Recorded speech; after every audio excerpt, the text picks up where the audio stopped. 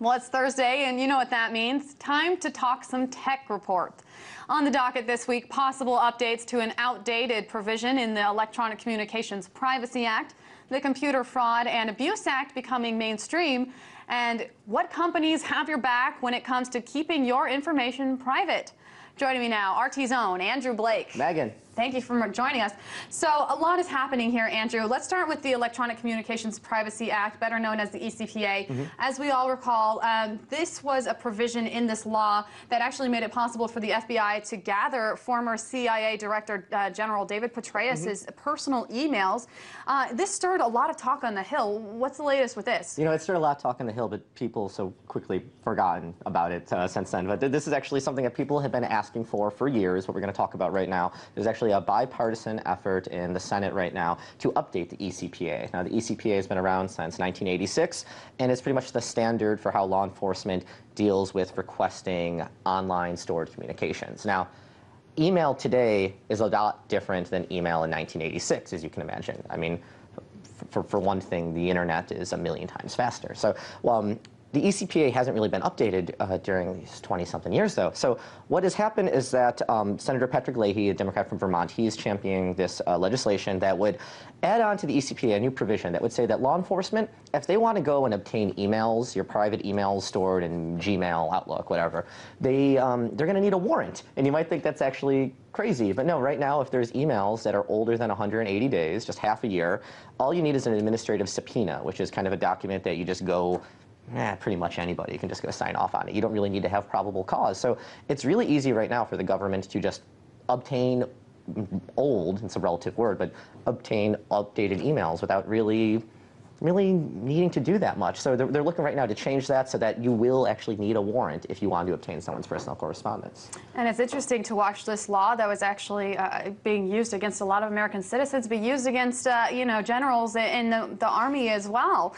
But let's speak about government surveilling your electronic correspondence. Now, a report released today confirms that there was a 5% bump, in information requests through FISA, the Foreign Intelligence Service Act, and second, that all of the 1,856 requests were actually granted. So on one hand, we have the ECPA being reformed, but what does this say about FISA and the fact that it's not being reformed? It's pretty dangerous, actually. You know, the people who are fighting against ECPA, there's a couple of them, and their argument is, well, you know, if we have to go get a subpoena, if we have to actually get something beyond this administrative court order, that's going to hinder our investigation. What if a terrorist is emailing someone the other day? You know, we have to be able to go in there, and we don't want a warrant. But the Foreign Intelligence Surveillance Act, FISA, what that does is says that the government can just go and collect intelligence, and those people never even have to know. It's completely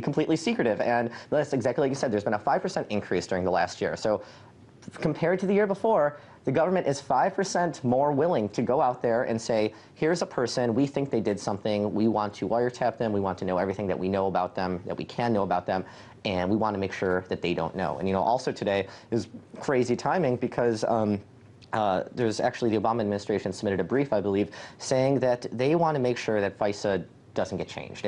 If they actually start saying like, oh no, we have to make some adjustments here, it's going to be dangerous because it's going to explain our counterterrorism measures, apparently.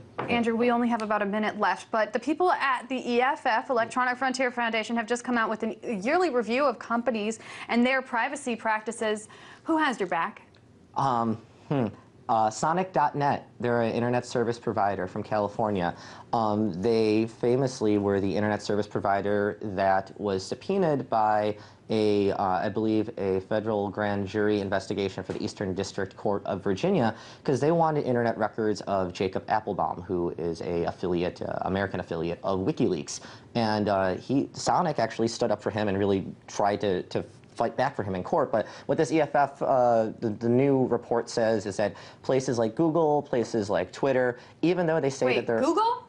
Google, the place that has all those emails that it's actually giving up to the request 90% of the time? In the grand scheme of things, the EFF says that Google gets a 5 out of 6 because even though they comply with all of these requests, they try to help out. Same with Twitter. They will actually tell you if your information is being requested, and they'll try to help you out. So very interesting. RT web producer Andrew Blake.